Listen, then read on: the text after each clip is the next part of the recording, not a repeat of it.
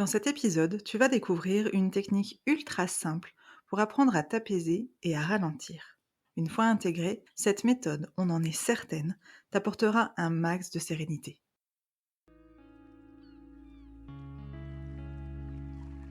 Bienvenue sur le podcast Putain de Bonheur, le podcast qui a pour but de te faire sourire, te faire réfléchir et te sentir bien. Et c'est déjà pas mal. Moi, c'est Hélène. Et moi, Stéphanie. Notre objectif, qu'après l'écoute de chaque épisode, tu te sentes plus légère, plus inspirée, plus confiante et avec de nouvelles perspectives sur différents sujets. Mieux-être, spiritualité, santé, relations, argent, sexualité. Alors, assieds-toi, détends-toi et laisse-nous t'embarquer dans notre aventure qui te rappelle que le bonheur, parfois, peut être un putain de voyage.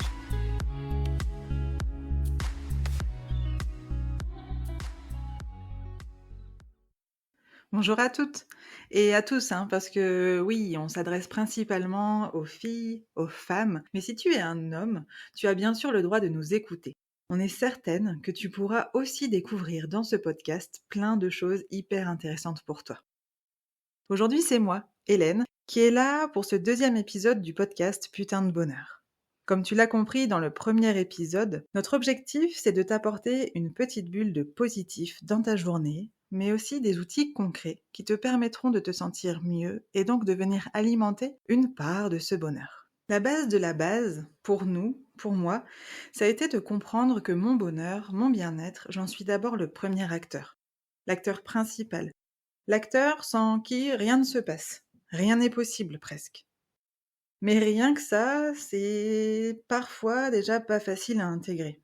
Parce qu'on a la tête sous l'eau, qu'on a le sentiment que tout est compliqué ou au moins pas simple. Alors on peut s'en vouloir de ne pas réussir à se concentrer sur sa propre personne. Et là, on entre vraiment dans le cercle vicieux du «même ça, j'en suis pas capable». Ici, on va vraiment essayer de s'éloigner de tout ça. Aujourd'hui, j'ai envie de t'aider à pouvoir dire stop. Arrête. Arrête tout et laisse venir, à toi, une image simple qui, j'espère pourra t'aider. Je vais t'inviter à imaginer la mer. Alors pas ta mère, parce que ça amène pas toujours de la sérénité. Non, juste la mer, cette grande, étendue, d'eau. Imagine-toi une personne maintenant dans cette eau. Peut-être c'est toi, peut-être c'est une autre personne, connue ou inconnue. On s'en fiche, ici. Imagine maintenant la personne en difficulté. Elle sait pas nager, elle se débat, elle prend panique. C'est horrible, parce que c'est le meilleur moyen, pour le coup, de boire la tasse. Encore d'être plus en difficulté et de se noyer. Et maintenant, je vais t'inviter à imaginer la personne qui se pose, qui se donne l'intention de lâcher et qui se met à flotter.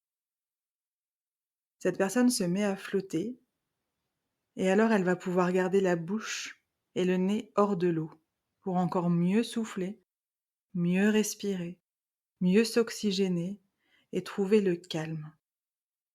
Et c'est seulement comme ça, en lâchant, en essayant de se laisser une seconde porter, sans se débattre, que tu vas pouvoir justement toi aussi trouver le calme. Dans l'épisode du jour, c'est vraiment l'intention que j'aimerais te donner et que tu puisses te donner à toi-même. Pause, lâche, respire et laisse-toi un instant flotter. Pour t'aider à ça, parce que oui, même cette image qui peut paraître simple, rien que ça peut être aussi déjà difficile au final de se projeter là-dedans. Donc pour t'aider à ça, je te propose de découvrir ou redécouvrir un outil, là encore, le plus facile possible à utiliser. Ça me fait penser à quelque chose que m'a dit une amie une fois un jour. Me dit oui, ok, j'entends, on me dit de prendre soin de moi, mais en fait je sais pas quoi faire. En gros, par où je commence, quoi? Qu'est-ce que je fais? Ça veut dire quoi prendre soin de moi? Eh bien aujourd'hui, je lui dirais de commencer par ça, de commencer par la cohérence cardiaque. Alors c'est un nom qui peut faire peur, qui peut paraître compliqué, mais en réalité c'est une technique de respiration qui est hyper facile à utiliser. Ça va te prendre 5 minutes. Tu vas pouvoir l'utiliser partout. Tu n'auras même pas besoin forcément de t'arrêter dans ce que tu fais pour la pratiquer. Bref, elle a vraiment tout pour plaire. La cohérence cardiaque, à quoi ça sert? Comme je te le disais déjà, pour commencer, c'est une technique de respiration et elle va vraiment te permettre d'agir immédiatement à 2 niveaux. D'abord au niveau physique, biologique dans ton corps et aussi au niveau, plutôt psychologique et émotionnel. Et du coup, comment ça marche? Alors c'est une technique qui va te permettre de ralentir ton cycle respiratoire. On va prendre plus de temps pour expirer et on va aussi prendre plus de temps que la normale pour inspirer. Et ça, au niveau physique, ça va te permettre vraiment de diminuer, quasiment immédiatement la fréquence cardiaque et la pression artérielle. Et ça va venir équilibrer le fonctionnement du corps et notamment le système parasympathique. Alors, je ne vais pas rentrer dans trop de détails techniques ici, mais si ça t'intéresse, il y a pas mal d'articles scientifiques sur le sujet et on te glisse un lien justement dans la description de l'épisode.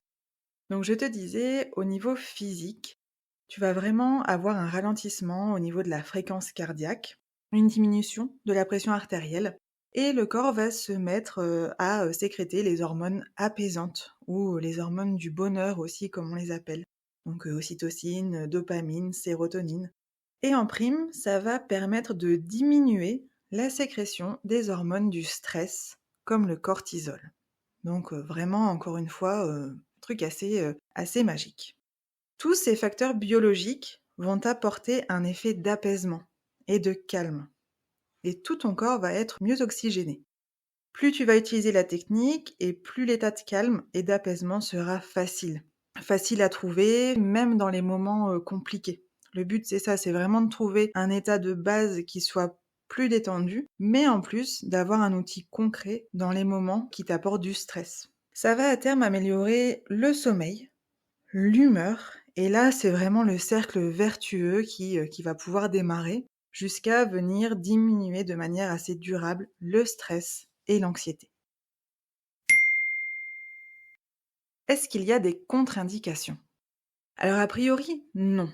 C'est une technique qui est, très douce, mais attention quand même, pour les personnes qui ont une pathologie cardiaque ou respiratoire ou encore qui ont des troubles psychologiques importants. On vous conseillera toujours de prendre, l'avis de votre médecin traitant ou de votre du spécialiste qui vous suit, en cas de pathologie. Sinon, c'est OK, à tout âge de la vie également. C'est, très adapté, pour les enfants, parce que c'est facile à mettre en place, mais aussi, par exemple, pour les femmes enceintes, pour trouver plus facilement, là encore, la sérénité. Et je pense aussi, aux fumeurs. J'ai moi-même fumé pendant plusieurs années et quand au bout du 1000e lundi où je ne devais pas racheter de clopes, j'ai enfin réussi à ne plus pousser la porte du tabac, je me suis vite rendu compte que ce qui me manquait, c'était cette grande bouffée d'air, au final. Alors c'est un peu paradoxal parce que c'est, une bouffée d'air qui se prend au travers d'une cigarette, mais malgré tout, je suis convaincue, moi j'en suis certaine, que cette inspiration et expiration qui sont plutôt appuyées quand tu fumes, jouent sur le plaisir et la détente. Ça t'apporte vraiment, je pense, cet espace, de détente, simplement, grâce à la respiration et ce que tu vas retrouver au final dans la cohérence cardiaque.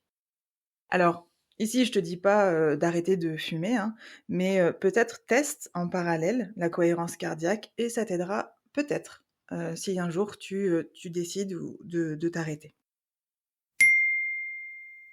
Et donc, en pratique, concrètement, comment on fait?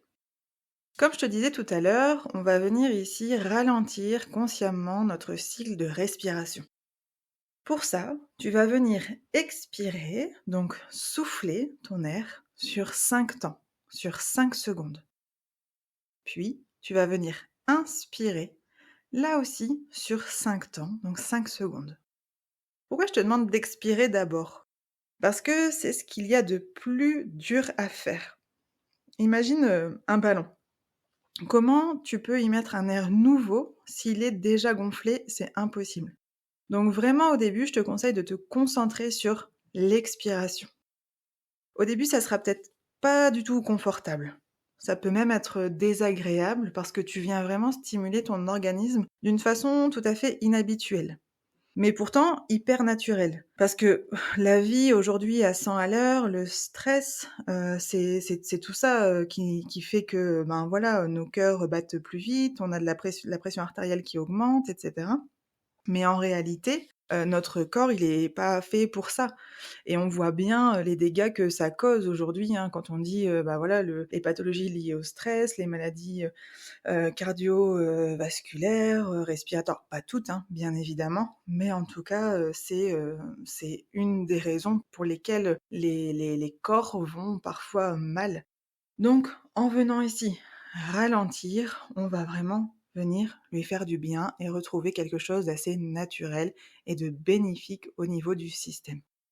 Ralentir, donc ça sera, très bénéfique, mais c'est comme pour tout, si on n'y est pas habitué, au début, ça peut être assez difficile.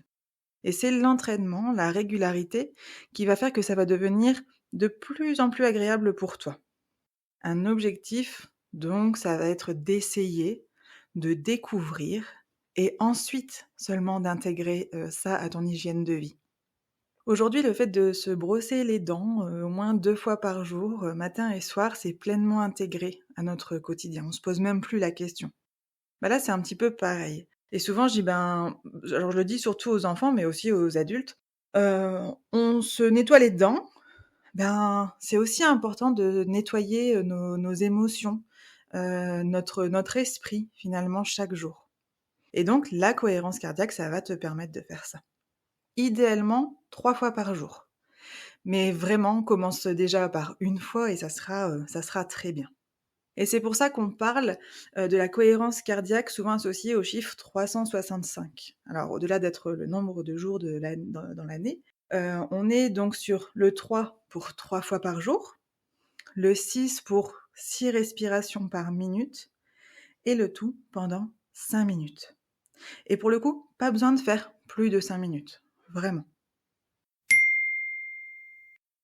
Voilà, j'espère que ça t'a donné envie de tester cette méthode pour ensuite l'adopter et faire ce petit pas vers ton mieux-être et ton bonheur. Je résume ici, l'objectif, c'est vraiment de venir ralentir la respiration. Pour ça, tu vas expirer pendant 5 secondes et tu vas inspirer pendant 5 secondes également.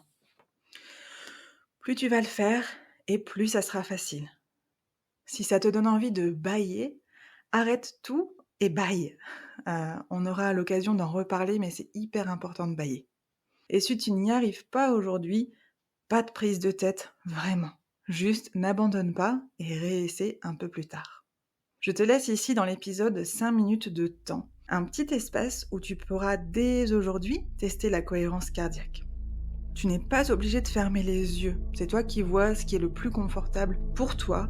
Et là, c'est vraiment en fonction de ton ressenti. Voilà, moi je te dis à très bientôt. Pour ne rien louper, rejoins-nous dans l'aventure. Tous les liens sont dans la description de l'épisode. Et donc je te laisse, je te dis à très vite pour un nouvel épisode du podcast Putain de bonheur.